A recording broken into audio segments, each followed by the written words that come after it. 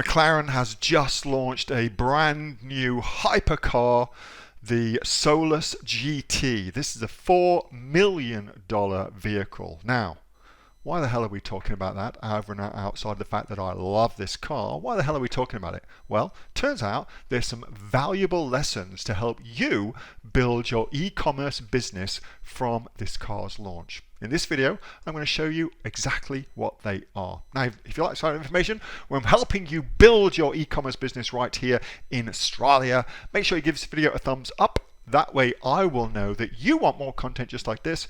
Also consider subscribe to my YouTube channel because I post brand new money making information just like this each and every day. And if you've got any questions for me, comment below and I'm going to answer them personally for you. With that being said, let's go take a look at the car. This is a beautiful, beautiful new car that McLaren has just released called the Solus GT. Okay.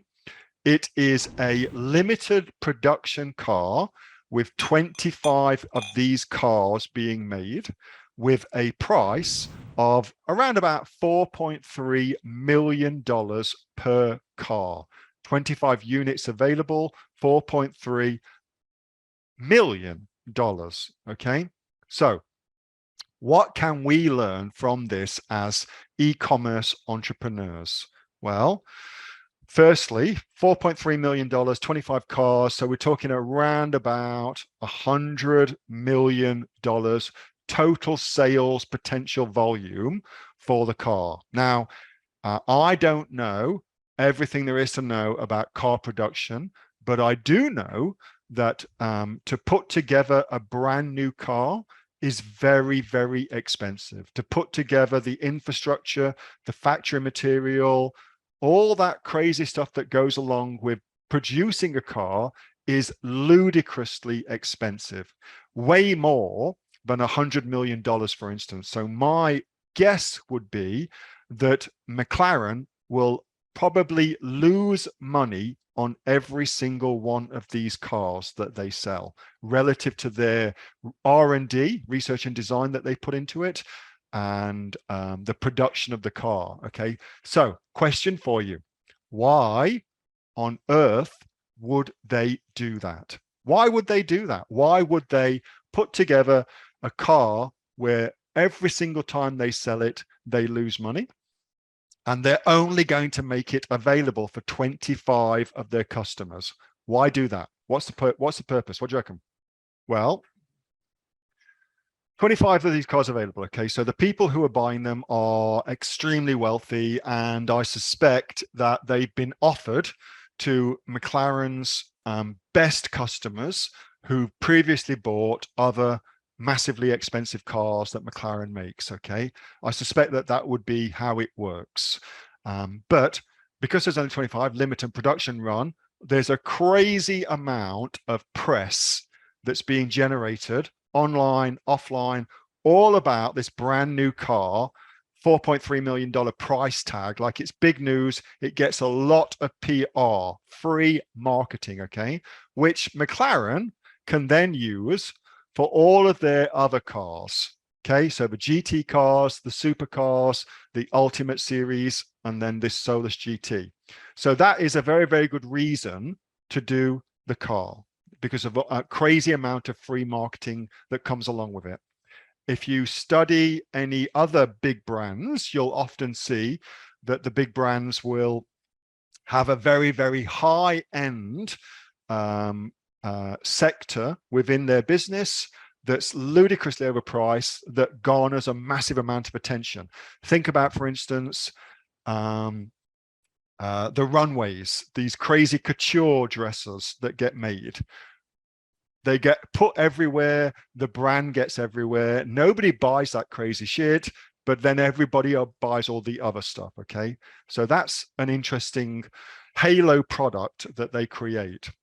So there's that. The other thing is, anybody that then looks at this Solus GT and decides that they would love one, it's like a dream car, it goes on the poster on the wall kind of thing. Well, maybe they're a customer. Maybe they don't have $4.3 million, but maybe they can scrape together, you know, $150,000 for a McLaren GT, for instance.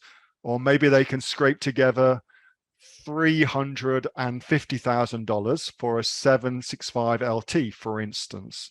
Or maybe they can scrape together what was $1 million for a McLaren Senna, for instance. Now, putting aside the beauty of these cars, the marketing lesson is they've got something at different price points, for their customers. Now, when you think about your customers, what's important to know is that they will form a hierarchy, a pyramid like that, okay? At the bottom will be the customers who are happy to spend X with your brand, $50, $100 with your brand, okay? They will form the majority of your customer base. Then you'll have another section of customers on top in the pyramid who are happy to spend $500 with your brand. They like your brand a little bit more, they're a bit more into it, and they've got a bit more money. They're happy to spend more on your products, okay? And then at the next level, you'll have somebody or some people who are happy to spend $1,000, $2,000 with your brand, okay? And then at the very, very pinnacle of the pyramid, you've got customers who are happy to spend 4.3, in this case, $4.3 million with the brand, okay? That hierarchy of customers exists in all businesses. Look at the AOE business. AOE business, we've got different levels within the business that we do, because I recognize that different people want different things. Some people want the very, very basic membership. Other people want higher levels and more expensive levels of membership, okay? It's the same. It's the same. Let me show you something else. So this is Brioni. They do suits for guys, okay? If you've watched any of the new James Bond movies, for instance, Bond always wears a Brioni suit, for instance, okay? Italian brand. They have, at their very, very lowest level, they've got their ready-to-wear suits that you can buy kind of off the peg, okay? We've all seen those suits off the peg. In Brioni's case, that's around a $2,500 suit. Then the next level of that is they've got a made-to-measure section. If you want a made-to-measure suit from Brioni, well, that's about a $5,000 to $6,000 suit. Great. The next level, they've got the tailored suit. They've got, you go to Brioni, you get the experience, you get this suit made for you. That's about a $17,000 to $20,000 suit, okay? It's the same pyramid. It's the same pyramid. Tom Ford got the same kind of thing. They offer a style consultation.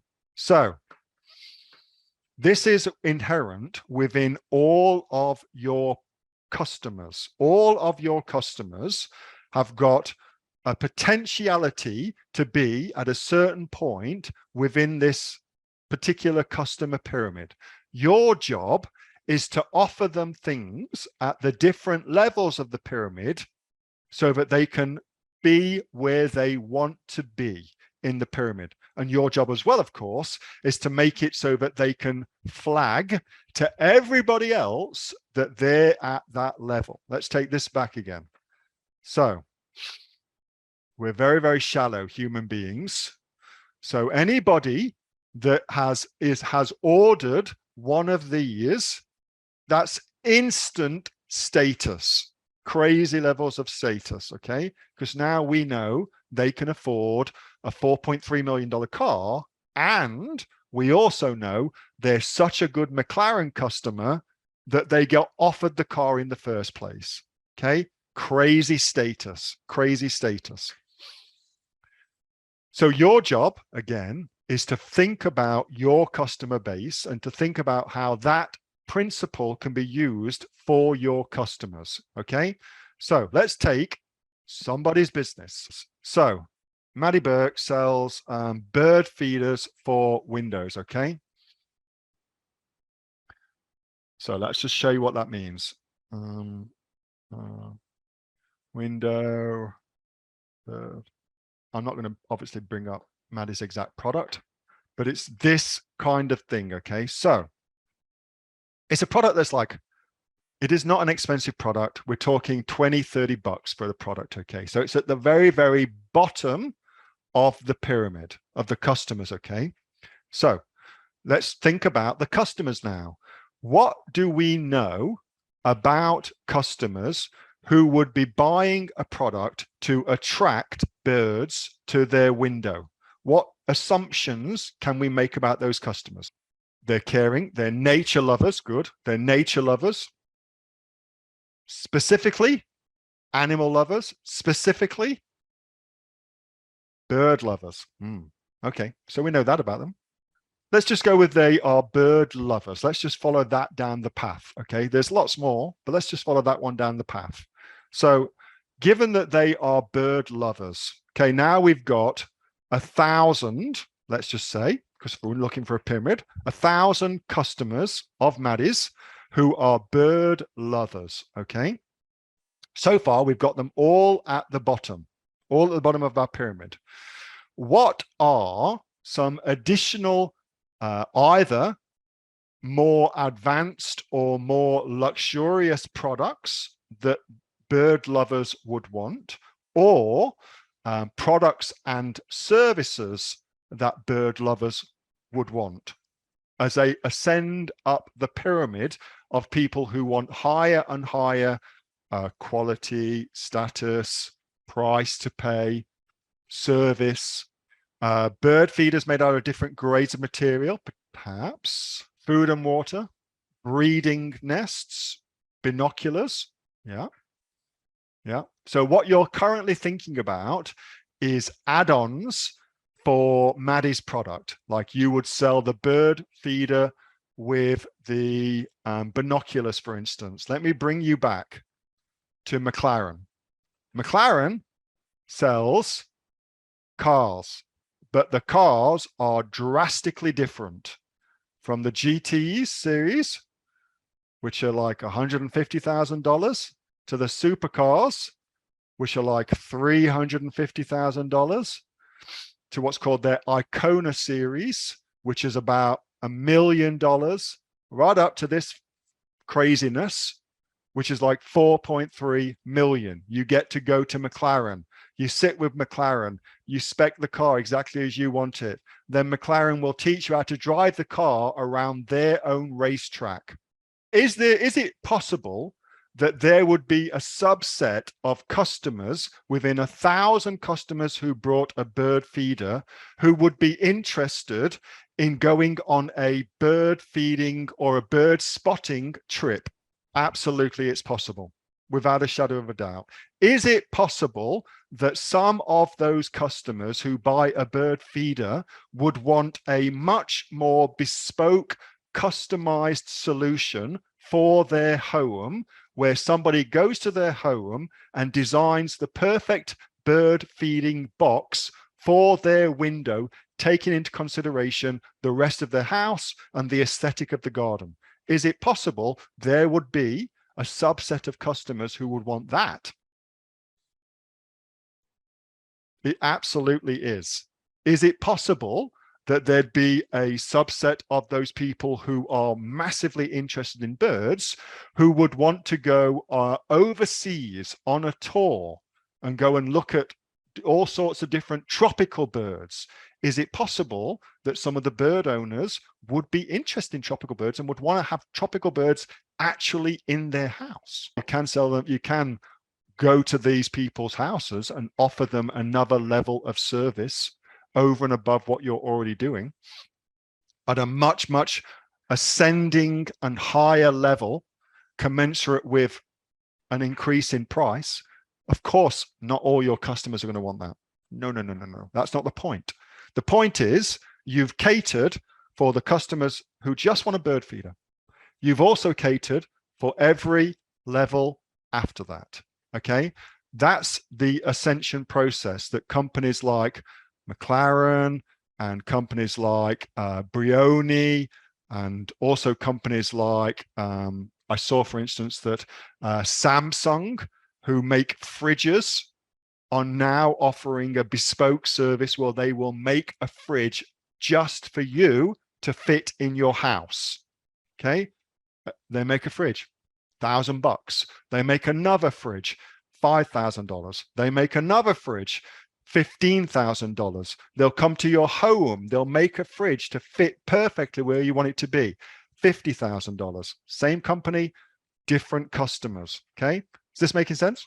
Whatever you sell, there will be customers who are prepared to give you more money if you offer them the right thing, what they're looking for. Okay. Whatever you sell, in whatever niche you sell, there's customers that want to do that. Like, I'm thinking, an interesting question to ask yourself: what product or service within my niche would be worth $10,000? What product or service, or combination of the two, within my niche would be worth $10,000? That was a video from my regular Monday night Q&A with the members of the Aussie Online Entrepreneurs. We've got 2,500 members and growing. We're actually the fastest growing community of professional e-commerce sellers right here in Australia, with sales, by the way, of $50 million. Now, if you'd like to find out more about what we do and come along and join us, get yourself off to www.aussieonlineentrepreneurs.com.au, and I will see you on the inside. Bye for now.